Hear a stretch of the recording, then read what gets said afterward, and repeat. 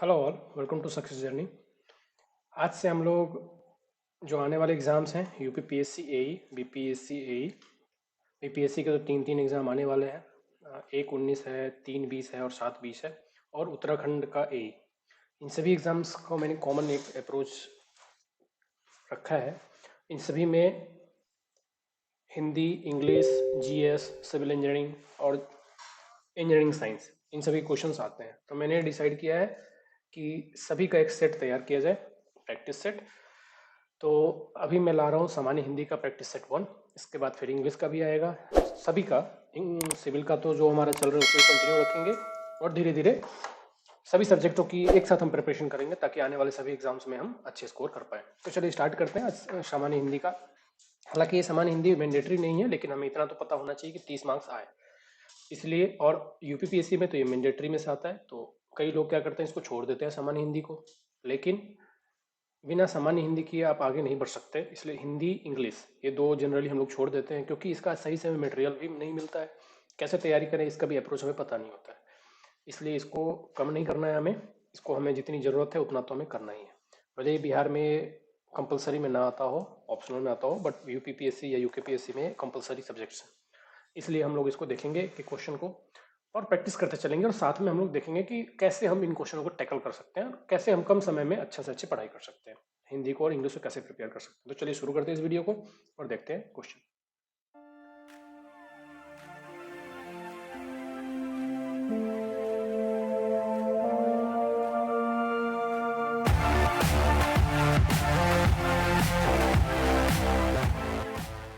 Question है, निम्नलिखित शब्दों में से, माफ कीजिएगा, इनमें से कुछ स्पेलिंग में मिस्टेक्स है, तो आप थोड़ा सा प्रोनाउंसिएशन को देख लीजिएगा। निम्नलिखित शब्दों में से आगमन शब्द का विलोम क्या है?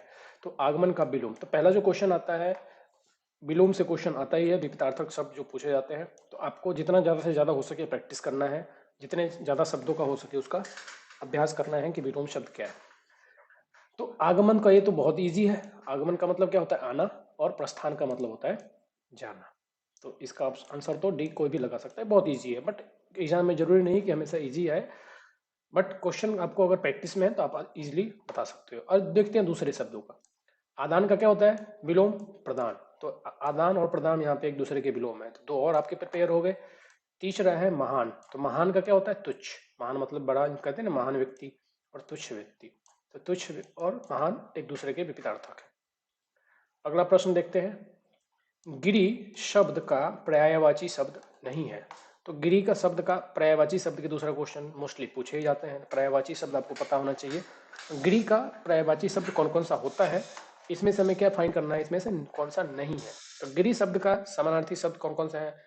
नगपति कहते हैं, शिखर भी कहते हैं, अद्री भी कहते हैं, तुंग भी कहते हैं, धरणीधर कहते हैं, पर्वत कहते हैं, पहाड़, अचल, नग, भूधर, महीधर, शैल, ये सब हैं गिरि के शब्द।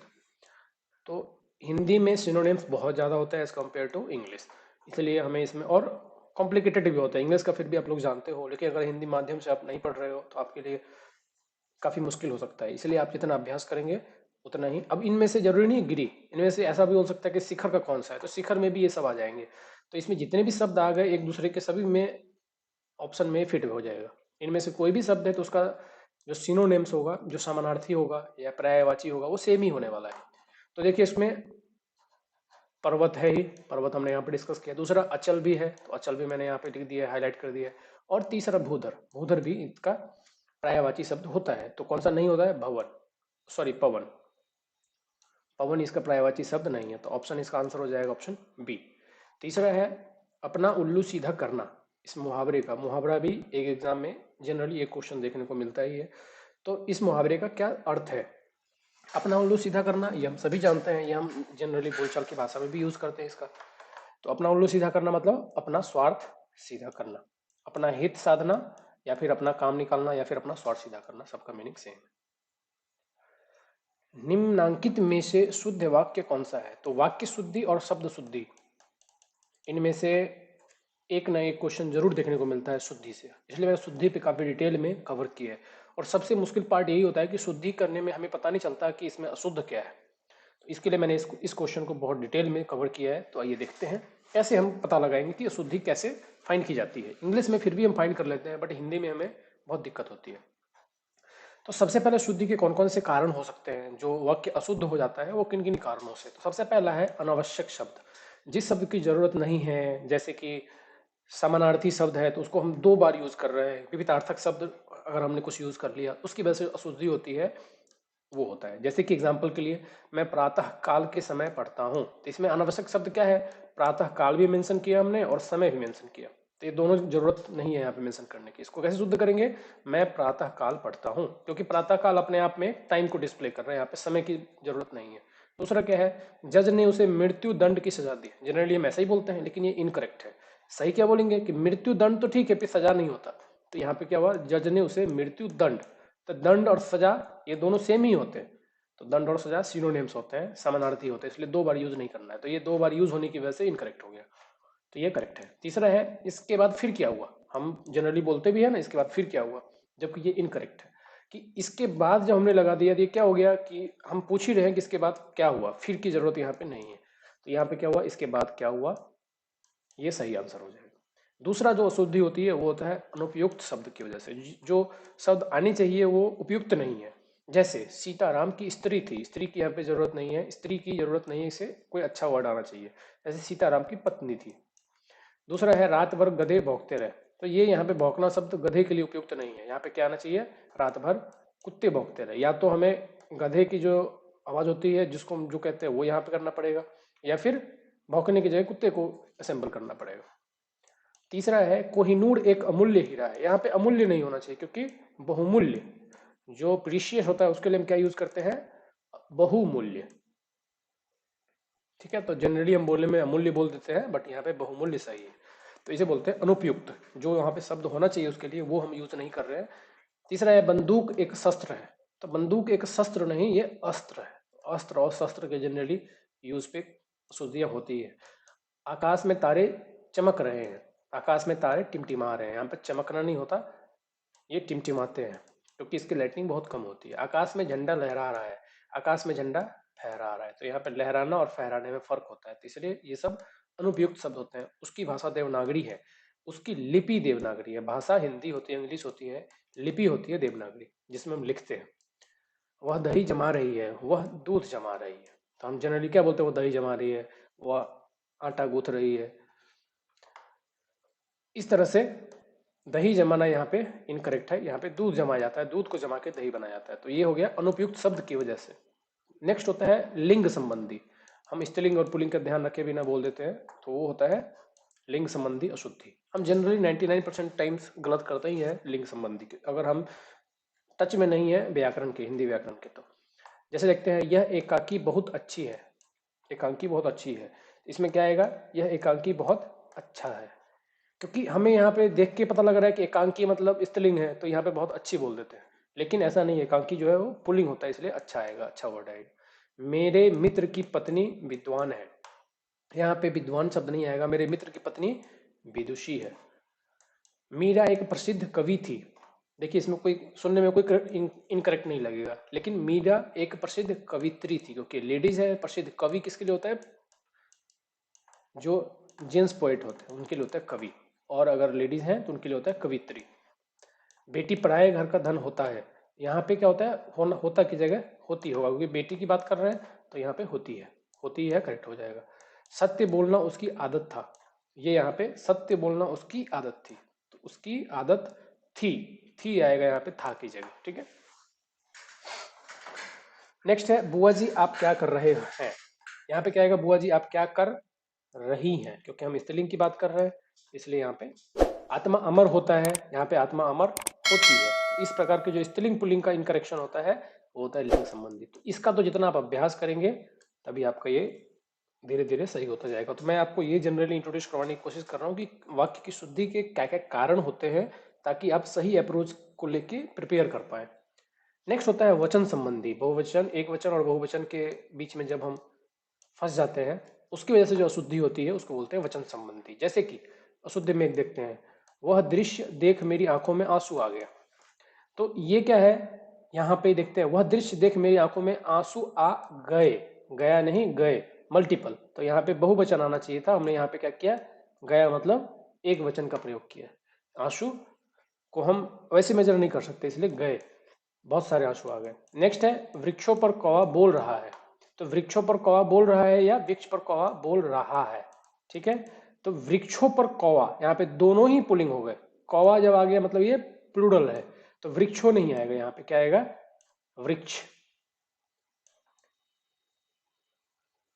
देखिए जैसे कि ये क्वेश्चन है, यहाँ पे देखिए पहला क्या है, पेड़ों पर कौवा बैठा है, यहाँ पे पेड़ों नहीं आएगा, यहाँ पे क्या आएगा, पेड़, जो हम क्वेश्चन की बात कर रहे थे। इस क्वेश्चन में वैसे अगर आंसर की बात करें तो आंसर इसका डी है, सीता गीत गा रही है, ठीक है।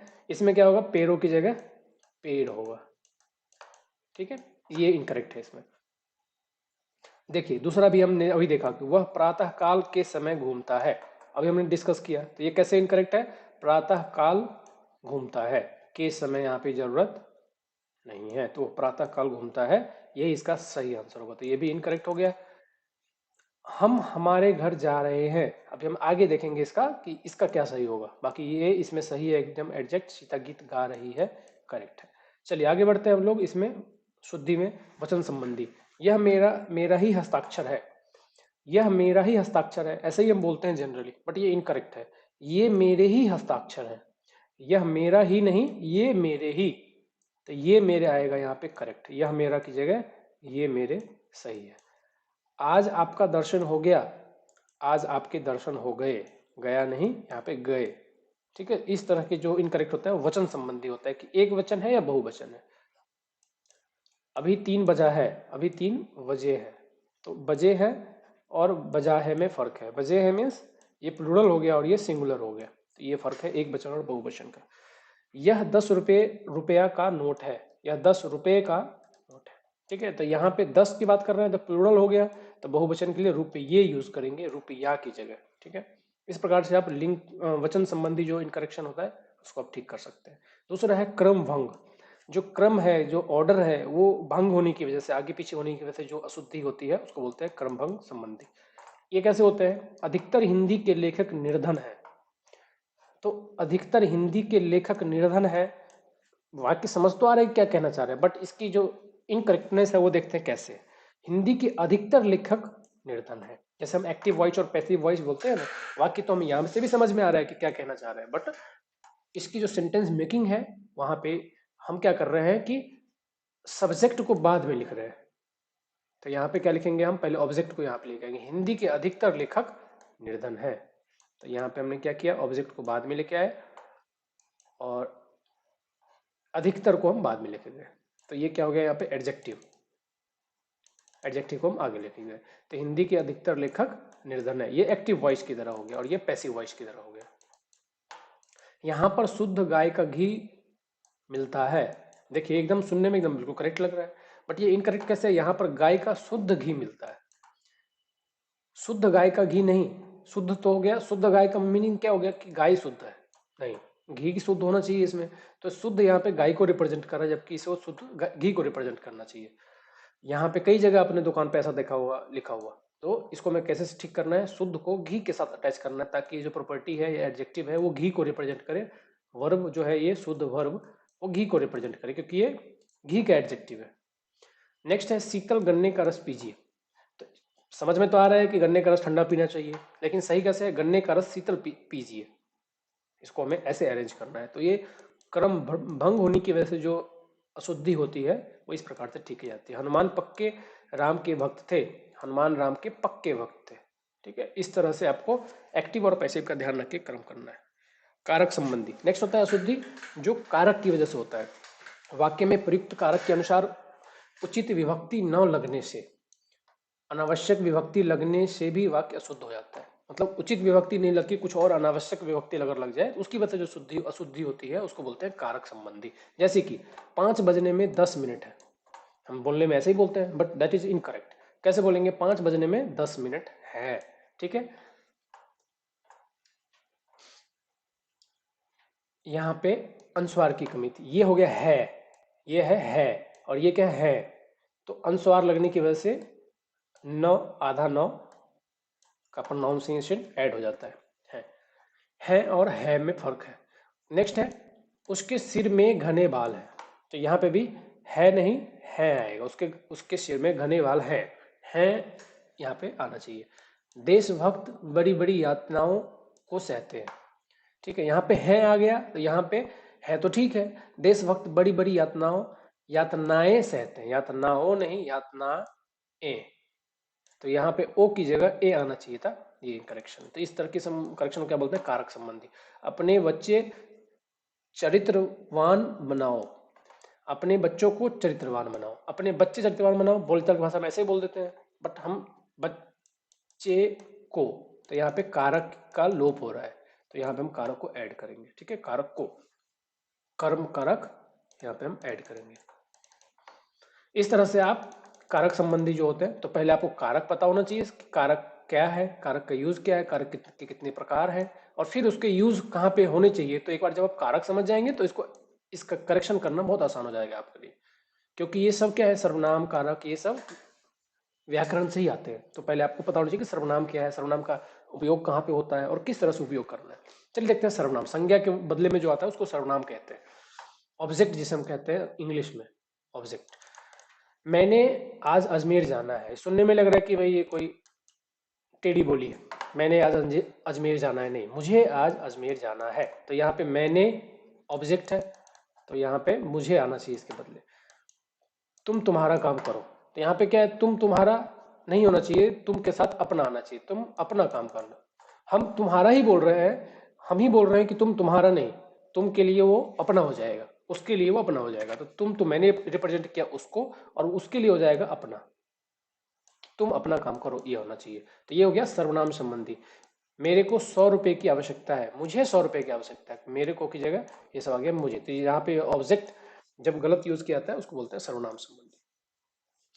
नेक्स्ट है क्रिया संबंधी, वर्ब के रिलेटेड जो भी इशू होते हैं, इनकरेक्टनेस होता है, उसको बोलते हैं क्रिया संबंधी अशुद्धि। तो जैसे कि देखते हैं क्रिया में, वर्ब में क्या दिक्कत है, मैंने तुम्हारी बहुत प्रतीक्षा देखी, देखी नहीं होना चाहिए, प्रतीक्षा की, मैंने तुम्हारी बहुत प्रतीक्षा की। राह देखी होता है ना, राह देखी, मैंने तुम्हारी बहुत राह देखी, तो ये इनकरेक्ट। यह आप पर निर्भर करता है, हम बोलते हैं ना, यह आप पर निर्भर करता है कि आप इसे रखें या ना रखें, ऐसा होता है ना, बोलते हैं, लेकिन ये गलत है। यह आप पर निर्भर है, करता है नहीं, निर्भर है।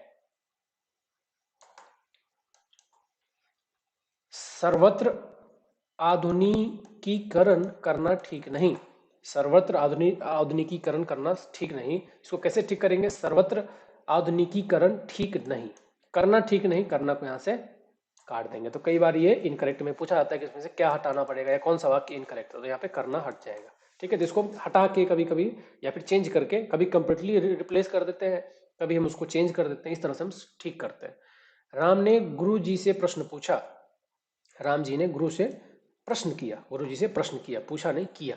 तो इस तरह से हम इसको करेक्ट कर सकते हैं। तो इस तरह आप निरंतर 10-10 डेली अभ्यास करेंगे तो आप आसानी से समझ पाएंगे कि पहले सर्वनाम आप क्रिया समझिए, क्रिया कैसे यूज होता है, फिर आप देखिए कैसे उदाहरण 10-20 डेली या प्रैक्टिस कीजिए, आप आसानी से सॉल्व कर पाएंगे अशुद्धि। अशुद्धि हो गया, समास हो गया, कारक हो गया, इस सब के हमेशा ही पूछे जाते हैं, कोई भी एग्जाम हो हिंदी में यही पूछे जाते हैं, इसलिए इसका अभ्यास आपको करना ही पड़ेगा, और ये अभ्यास ही आएगा, एक दिन में हो भी नहीं सकता। नेक्स्ट है मुहावरा। मुहावरा अगर हम गलत यूज कर रहे हैं तो उस केस में, प्रधानमंत्री ने देश का धुआंधार दौरा किया, इसमें क्या होना चाहिए, प्रधानमंत्री ने देश का तूफानी दौरा किया। तो यहाँ पे धुआंधार की जगह, धुआंधार, यहाँ फायरिंग नहीं कर रहे, धुआंधार आएगा, यहाँ पे दौरा किया उन्होंने, इसलिए तूफानी आना चाहिए। पानी पीकर नाम पूछना निरर्थक है, तो ये पानी पीकर नाम पूछना निरर्थक है, मुहावरा तो है, लेकिन यहाँ पे इसको लिखा गलत तरीके से गया, पानी पीकर जात पूछना निरर्थक है, नाम पूछना नहीं, नाम की जगह जात पूछना। कि आपने पानी पी लिया, आप जात पूछ के क्या करोगे, अब तो पानी पी लिया आपने। प्रेम करना तलवार की नोक पर चलना है, प्रेम करना तलवार की धार पर चलना है, तलवार की नोक पे नहीं, तलवार की धार पे। तो ये हो गया मुहावरा, यहाँ पे गलत यूज कर लिया हमने, गलत नहीं यूज किया, मुहावरा तो ठीक है, बट वहां पे बीच में कोई वर्ड इनकरेक्ट कर दिया हमने। दुश्मनों ने हथियार रख दिए, दुश्मनों ने हथियार डाल दिए। इस तरह से आप मुहावरा संबंधित, तो पहले आप मुहावरा पढ़ लीजिए, 10-20 डेली आज भी याद कीजिए, फिर आपको अपने आप पता चलेगा कि मुहावरा सही क्या है। इसमें क्योंकि क्या है कि अगर आपने मुहावरा सुन रखा है तो आपको पता है, अदरवाइज आपको पता नहीं लगेगा कि इनकरेक्ट क्या है। जिसके लिए आप पहले मुहावरा जितने से ज़्यादा हो सके डेली 10-10, 20-20 पढ़िए, एग्जाम आने तक आप आराम से इतना बिल्डअप कर लेंगे कि आप के पास एक अच्छा खासा वोकेबलरी हो जाएगा, हिंदी व्याकरण का भी, अंग्रेजी व्याकरण का भी। हम जब अंग्रेजी व्याकरण का, इंग्लिश ग्रामर का सेट देखेंगे, उसमें भी देखेंगे कि यही सारे करेक्शन होते हैं, बट वो इंग्लिश के होते हैं। उसमें भी जो एडियम्स हैं या वर्ब है, एडजेक्टिव है, सब करेक्शन ही होते हैं, सेंटेंस करेक्शन होता है, सब कुछ सेम है, बट वो हिंदी की जगह इंग्लिश होता है, बट सेम थिंग्स, सिनोनिम्स है, एंटोनिम्स है। नेक्स्ट है संयोजक संबंधी। तो संयोजक जहाँ पे होता है, जहाँ पे संयोग होना चाहिए, संयोजन होना चाहिए, वहां पे हम कभी कॉमा लगा देते हैं, कभी उसको सही करेक्ट नहीं करते हैं, तो इसकी वजह से जो अशुद्धि होती है उसको बोलते हैं संयोजक संबंधी। जैसे कि यदि वह रुपया मांगता तब मैं अवश्य देता, यदि वह रुपया मांगता तो मैं अवश्य देता, यहाँ पे कॉमा लगाने की जरूरत नहीं है। यहाँ पे हम क्या कर रहे हैं, वर्ड को 3 भागों में डिवाइड कर रहे हैं। तो यहाँ पे क्या है, संयोजन हम सही नहीं कर रहे हैं, मतलब कॉमा लगाना चाहिए या नहीं लगाना चाहिए, पूर्ण विराम लगाना है, अर्ध विराम लगाना है। जैसा मोहन ने लिखा, जैसा तुम भी लिखो, तो यहाँ पे जैसा नहीं वैसा, जैसा मोहन ने लिखा वैसा तुम भी लिखो। तो यहाँ पे पूर्ण अर्धविराम तो ठीक था, कॉमा ठीक था, बट यहाँ पे जैसे का वैसा लगाना था। जब राम ने लंका में प्रवेश किया तो बंदरों ने बहुत आनंद मनाया, जब राम ने लंका में प्रवेश किया तब बंदरों ने बहुत आनंद मनाया, तो यहाँ पे बंदरों ने बहुत बहुत आनंद मनाया। ठीक है, ओके, चलिए आगे चलते हैं। यहाँ पे क्या किया गया, तो को तब में चेंज किया गया। ठीक है, यद्यपि उसने प्रयोग किया पर उसे सफलता नहीं मिली, उद्योग किया, सॉरी, यद्यपि उसने उद्योग किया पर उसे सफलता नहीं मिली। तो उद्योग तो किया था, बिजनेस किया था, पर उसे सफलता नहीं मिली। यद्यपि उसने उद्योग किया तथापि उसको सफलता नहीं मिली। तो यद्यपि और तथापि का प्रयोग आपको करना आना चाहिए कि यद्यपि यूज कर रहे हैं तो तथापि, इवन इफ और हाउ एवर, मोर ओवर, इस तरह से यूज कर रहे हैं। Even if he has done a business he did not succeed, इस तरह से हम जब यूज करते हैं तो तथापि, यहाँ पे यद्यपि के साथ तथापि आता है। तो इस तरह का प्रयोग जो है संयोजक संबंधी आपको देखना है। नेक्स्ट है अशुद्ध वर्तनी के कारण। वर्तनी भी जब हम अशुद्ध करते हैं तो उस केस में भी हमें शुद्धि देखने को मिलती है। तो वर्तनी को पहले आपको देखना है कि वर्तनी कितने प्रकार के होते हैं और कैसे वर्तनी को हम यूज करेंगे। वर्तनी क्या होती है, जनरली हम ब्यूटीफुलनेस के लिए बढ़ाते हैं, वर्तनी को हम ऐड करते हैं। जैसे कि ताजमहल की सौंदर्यता अनुपम है, तो ताजमहल की सौंदर्य अनुपम है, सौंदर्यता नहीं, सौंदर्य। तो ये जो वर्तनी यहाँ पे क्या यूज करी, हमने सौंदर्य यूज किया है, तो वो यहाँ पे इनकरेक्ट हो गया। महात्मा ने सदोपदेश सुनने चाहिए, महात्मा के सदोपदेश सुनना चाहिए। तो जो डिस्कोर्स है महात्मा का, सेंट का, वो सुनना चाहिए। तो महात्मा के सदुपदेश, सदोपदेश नहीं सदुपदेश, सदुपदेश सुनने चाहिए, ये सही है। तो इसमें वर्तनी सिर्फ एक इनकरेक्ट हो जाने की वजह से पूरा सेंटेंस इनकरेक्ट हो गया। कामायनी के रचयिता प्रसाद है, कामायनी के रचयिता प्रसाद है, तो यहाँ पे इन्वर्टेड कॉमा की जगह हमें इसको ब्रेसेस में नहीं लगाने का, इसको खोल के रखना है यहाँ पे। ठीक है, तो इस तरह के जो इनकरेक्ट होते हैं उसे वर्तनी कहते हैं। पूजनीय पिताजी आ रहे हैं, पूजनीय पिताजी आ रहे हैं। अब देखिए पूजनीय, पूजनीय इस तरह से, और ये है क्या पूजनीय, पूजनीय नहीं पूजनीय होता है। ठीक है, तो ये यहाँ पे इनकरेक्ट होने की वजह से, तो आपको यहाँ पे स्पेलिंग भी अगर नहीं पता है तो भी आप करेक्ट नहीं कर पाएंगे, बाकी सब कुछ ठीक है, बाकी कहीं भी कोई इनकरेक्ट नहीं है। तो वर्तनी अशुद्ध होने की वजह से जो होता है उसको बोलते हैं वर्तनी अशुद्धि। चलिए, ये था अशुद्धि के प्रकार और कैसे हम उसको आइडेंटिफाई करें कि कौन कौन से टाइप की अशुद्धि होती है। तो जनरली आपको इसमें से जो मैंने बताया उसके आपको सिर्फ डेली अभ्यास करना है कि पहले आपको समझना है और फिर उसका प्रयोग देखना है कि कहाँ पे गलत तरीके से प्रयोग हुआ है। बस इसमें और कोई ज्यादा रॉकेट साइंस नहीं है। देखते हैं, एक पद्यांश है, दृग ऊर्झत टूटत कटुम, जूरत चतुर चित प्रीति, परत गांठ दुर्जन ही है, दयनय यह रीति। उक्त पद्यांश में कौन सा अलंकार है? तो अलंकार के हम जानते हैं बहुत सारे प्रकार होते हैं, बहुत सारे प्रकार होते हैं। अलंकार बेसिकली क्या होता है, शब्द की जो शोभा है, अलंकार मतलब एक ज्वेलर की तरह, ज्वेलरी की तरह वर्क करता है। शब्दों की या गद्यांश या पद्यांश की जो ब्यूटीफुलनेस है उसको इंक्रीज करने के लिए अलंकार का उपयोग किया जाता है। उसमें बहुत सारे टाइप के अलंकार होते हैं, एक दो अलंकार नहीं है बल्कि बहुत सारे अलंकार होते हैं। जनरली जो है शब्द अलंकार और अर्थ अलंकार, तो शब्द का और अर्थ का सेम मीनिंग होता है, जहाँ पे शब्द और अर्थ का दोनों का ही सेम वैल्यू होता है अपना अपना, उन सबको मिलकर अलंकार बनता है। तो शब्द अलंकार और अर्थ अलंकार के बहुत हैं, जैसे शब्द अलंकार में अनुप्रयास, यमक, श्लेष, इस तरह से बहुत है, विवक्षा। अर्थ अलंकार में आता है उपमा, रूपक, उत्प्रेक्षा, इस प्रकार से, मतलब इतने अलंकार है आप सोच भी नहीं सकते। तो अब इसमें पूछा है कि इसमें से कौन सा अलंकार है, ये है असंगति, अलंकार। असंगति अलंकार क्या होता है कि जब दो चीज का संगति ना हो, एक का जो प्रभाव पड़ रहा है वो किसी और पे पड़ रहा है और जो कारण है वो कोई और है, उसको बोलते हैं असंगति अलंकार। यहाँ पे दो कारण होता है, कार्य भी वही होना चाहिए, चोट पाँव में लगे तो दर्द भी पाँव में ही होना चाहिए, ठीक है, लेकिन ये जहाँ कारण कहीं और कार्य कहीं और होने का वर्णन किया जाए वहां पे असंगति, मतलब इफेक्ट कहीं और हो रहा है और कॉज कहीं और है, उस केस में हम बोलते हैं असंगति। ठीक है, किसी को चोट लगा तो किसी को दर्द हुआ, वो बात होता है, तो उसको बोलते हैं असंगति अलंकार। जैसे कि एग्जांपल के लिए, तुमने पैरों में लगाई मेहंदी, मेरी आंखों में समाई मेहंदी। इसमें क्या हो गया कि मेहंदी लगाने का काम पाँव में हुआ है किंतु उसका परिणाम आंखों में दिखाई पड़ रहा है, ठीक है, इसलिए यहाँ पे असंगति अलंकार है। तो इस तरह से हम अलंकार को अलग अलग कर सकते हैं, ठीक है। ओके, सो आज के हम सेट इतना ही छोटा सा रखते हैं, कल से हम लोग और ज़्यादा डिस्कस करेंगे और एक एक क्वेश्चन को हम डिटेल में डिस्कस करेंगे ताकि सिमिलर क्वेश्चन आप आसानी से कर पाएंगे। मेरा प्रयास है कि आप लोग हिंदी, इंग्लिश, सिविल सभी में अच्छे स्कोर कर पाएँ, क्योंकि अभी तीनों का एग्जाम साइमल्टेनियसली एक एक मंथ में आने वाला है, मार्च में है, अप्रैल में है। तो आप जुड़े रहिए, वीडियो को अच्छा लगा हो तो लाइक कीजिए, चैनल को सब्सक्राइब कीजिए, अपने दोस्तों के साथ शेयर कीजिए। मिलते हैं हम लोग नेक्स्ट वीडियो में। Thank you all, thanks for the watching.